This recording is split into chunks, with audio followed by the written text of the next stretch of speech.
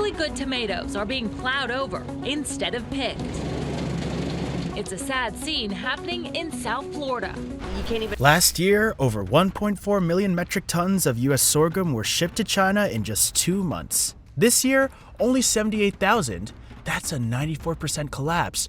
Overnight, billions vanished. Meat exports are getting turned away at foreign ports. Wheat deals are getting canceled halfway through. Across America, farms are going quiet, silos are overflowing, and families are staring down the barrel of financial ruin. If this isn't a warning bell, then what is? Double and triple the daily volumes as to beat being subject to the 25% tariff in February and March. It's hard to describe what a 94% collapse really feels like until you hear the numbers. Last year, in just 2 months, the US shipped over 1.4 million metric tons of sorghum to China. That's a ton of grain, literally feeding a major trade relationship that kept thousands of American farmers in business. But this year, only 78,000 metric tons. That's not a dip. That's a nosedive, the kind that knocks the wind out of you. China didn't take it slow. They slammed the door shut. They froze import licenses, hiked tariffs, and just like that, the biggest customer for American sorghum vanished. If you were a sorghum farmer in Kansas or Texas, you probably planted with confidence. You had contracts lined up, loans taken out, and expectations of a solid season. But the entire market collapsed overnight. And here's the scary part, sorghum wasn't just a random crop. It was grown almost entirely for China. This wasn't diversified farming with multiple buyers and backup plans. It was a single buyer pipeline that suddenly dried up. Now, farmers are left staring at silos packed with unsold grains and fields full of crops that can't move. Some are scrambling to rotate into corn or millet. Others are desperately trying to lock down ethanol contracts. But none of it is coming close to replacing the billions that used to come from Chinese trade. Just when you think it couldn't get any worse, the wheat market joined the mess. This time, it wasn't just slower sales, it was negative exports. That means more wheat contracts were canceled than signed. Countries like South Korea, the Philippines, and other global buyers backed out mid-season. That's like getting stood up at the altar after months of planning the wedding.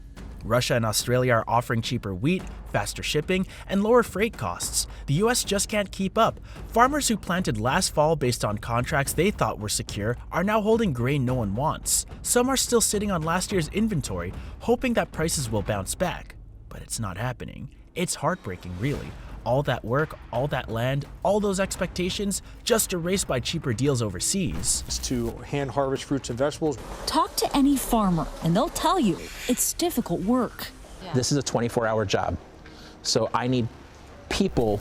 Then came China's biggest move yet, targeting soybeans. Half of all US soybean exports go to China. So when China pulled the plug in March, it was like flipping a switch on one of the most important pieces of American agriculture. They canceled import licenses from 3 major US grain exporters and slapped new tariffs on over $21 billion in farm products. Soybeans, wheat, cotton, meat, all gone, just like that. And other countries didn't wait. Brazil and Argentina stepped up immediately, grabbing the clients and filling the orders that used to belong to the US. Prices started crashing. Storage units and grain elevators in states like Iowa and Illinois are overflowing. Farmers are asking themselves how much longer they can hold out. And for many, the answer is looking dangerously short. Tree. He grows wheat, corn, soybeans, and sorghum, or milo. We may switch to more corn, dry land acres, just knowing there's... You can hear it in the quiet. Ports that used to buzz with activity are going still. Oregon's agricultural exports are down 51%. That's not a small dip, that's half the business gone. Over in Tacoma, traffic is down 28%, and major ports like Savannah and Los Angeles are feeling the pain too. This isn't just a slowdown, it's a jam system choking on itself. Fewer imports coming in means fewer empty containers to load with US goods on the way out. It's like a two-way street where the cars just stop coming from one direction. Without imports, the containers stack up in the wrong places. That means grains, meat, soybeans, stuff we do have ready to go, is stuck with nowhere to be shipped. There's product ready, but the logistics are broken. And this all started with buyers losing confidence. Contracts are crumbling because no one wants to gamble on whether their US shipment will get where it's supposed to go, or get held up for weeks at sea, or worse, turned back. That's a big risk when you're dealing with food. People overseas are choosing to buy from Brazil, Australia, Argentina, anywhere they feel safer making a deal. Farmers and producers are watching from the sidelines as container yards grow emptier, ships stop docking, and buyers stop calling. It's not just about trade policies or tariffs anymore, it's about momentum. When a country loses momentum in global trade, it's hard to get it back. In Missouri, one farmer summed it up better than any expert could. We're growing food for a world that doesn't want to buy from us. That sentence hits hard because at the end of the day, this isn't just about trade wars or market shifts. It's about real people losing everything they've built. In Montana, grain cooperatives are laying people off. Not because they did anything wrong, but because the grain isn't moving. No sales means no work. In Iowa, a meat processing plant cut the second shift.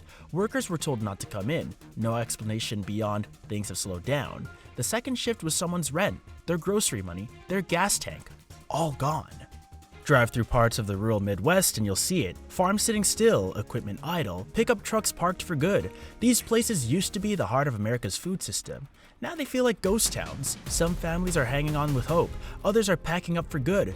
It's not just a farmer problem anymore. This is a small town crisis. Schools, diners, local shops, they all depend on the farming economy to survive. When the farms fade, the whole town starts to crumble. And that's the cost you don't see in charts and export graphs. That's the human cost.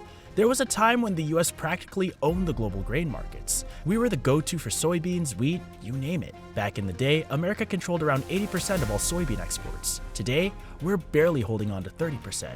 It's the same story with wheat. Our share dropped from 44% just to 11%. That's not a slip. That's a whole collapse. And buyers have noticed. They don't trust us the way they used to. One year it's tariffs, the next, some new policy changes everything. Deals fall apart halfway through. You can't blame countries for looking elsewhere when there's so much uncertainty tied to doing business with the US. These markets run on reliability, and that's exactly what we're losing. Brazil is quickly filling in those gaps. Russia too. Even countries like Vietnam are stepping up to the plate. They're investing hard in agriculture, making deals, staying consistent, and the world is responding. Meanwhile, the US is stuck in this back and forth of trade battles and supply chain breakdowns. We're not leading anymore, we're reacting. It's easy to call it a trade war, but this is bigger than that. This is about reputation, about influence, about our place in the global food chain. When the world starts seeing you as unstable or expensive to work with, they move on. They don't always come back. While America is losing ground globally, the people on the front lines, farmers, are getting crushed.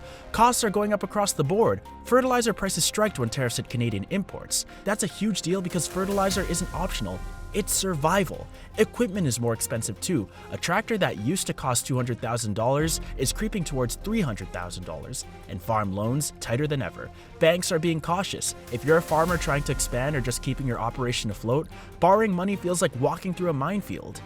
The worst part, even after all of that spending on fertilizer, on fuel, on maintenance, farmers are getting less in return. Prices are dropping, buyers are walking away, and those who do stick around, their shipments keep getting delayed or blocked. You could do everything right and still watch your grain sit in a silo with nobody to buy it.